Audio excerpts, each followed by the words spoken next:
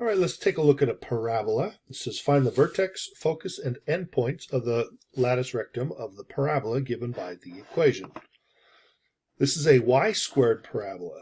So the x-squared parabolas look like this or like this. The y-squared parabolas open up left or right. So we know it's not the function type of parabola, it's the other type. We can find the vertex. Now, a lot of people look at the first one and think that is what they should write down for the vertex, but it's the x term that has to go first. So what makes the x plus 2 0? That zeroes out at -2, and y minus 3 zeroes out at +3. So that's where our vertex is. The coefficient of the x term, if you look up the standard form, the y-squared standard form, there's either a 4p or a -4p, depending on which formula you might be working with. But essentially, this number out in front represents 4 times p. So if I just set 4p equal -16, dividing by 4 gives me p equals -4. So the -4 tells me that the focus is to the left. This is the shape we're doing.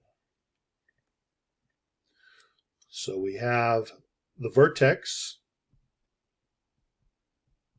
and we're going to go left a certain value to get to the focus. Then from there we're going to go up and down to get to the endpoints of the LR. And that is basically the information that we would use to sketch the graph. Okay, so we have p equals -4. We're going to go left from the vertex. To go left, that's in the x direction. So that's going to affect the x value of the vertex. We're going to go -4 in the x direction, and that gets us to -6, 3. Now from the focus, we need to go up and down. Now that's changing the y value of the focus. But how far?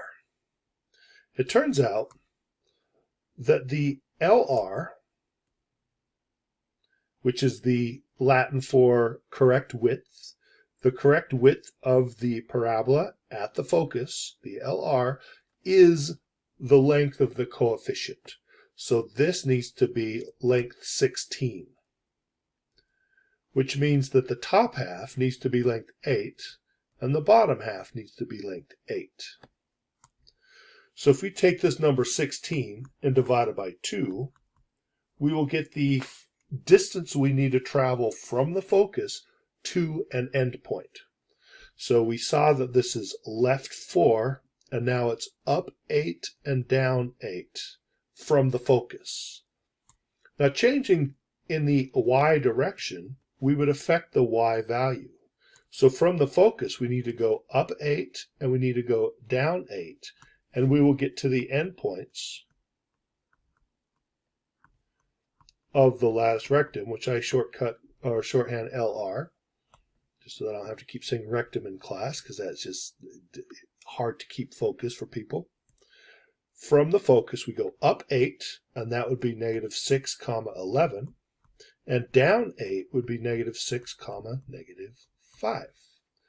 Here we have the vertex, the focus, and the endpoints of the LR, which is what was requested here. I only have a quick graph. It's not precise or accurate, but it was enough for me to visualize what I had to do to make all of this happen. So if you had an x squared, then we'd have the vertex, and we'd go up to the focus, and then left and right to the endpoints of the LR. and that would be how we would sketch the graph. So just a quick little sketch can really help you know how do you affect the vertex to get to the focus, and then how do you go from the focus to get to the endpoints of the LR. Makes these problems a lot easier to do. All right, I hope this helps.